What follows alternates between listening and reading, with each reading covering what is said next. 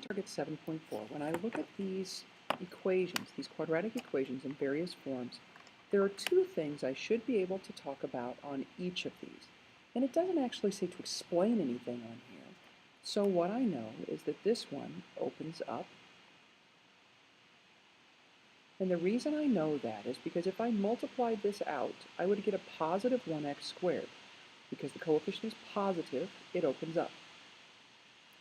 It is a normal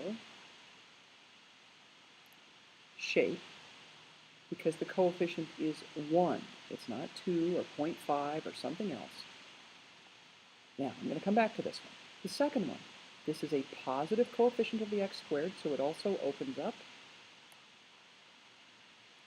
This number is less than 1. So the positive or negative tells me whether it opens up or down.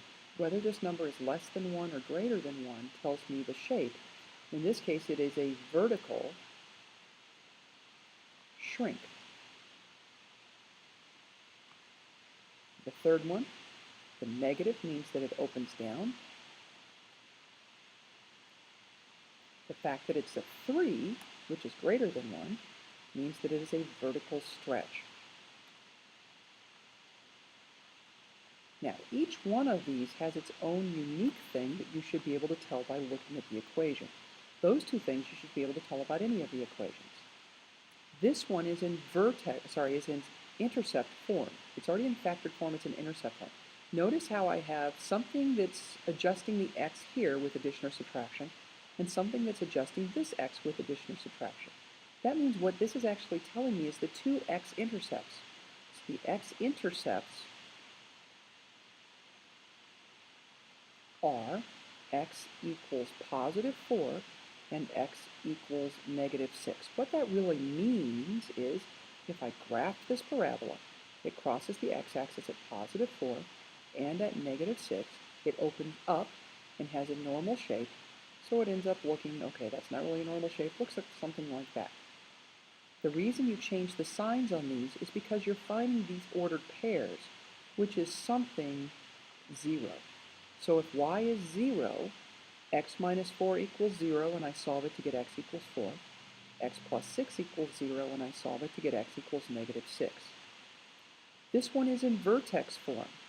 Notice there's an adjustment here on the x, and there's actually an adjustment over here on the y that you don't see. And the reason you don't quite see it is because this 18 really started out on the other side of the equation. So that side of the equation really was y plus 18 to begin with.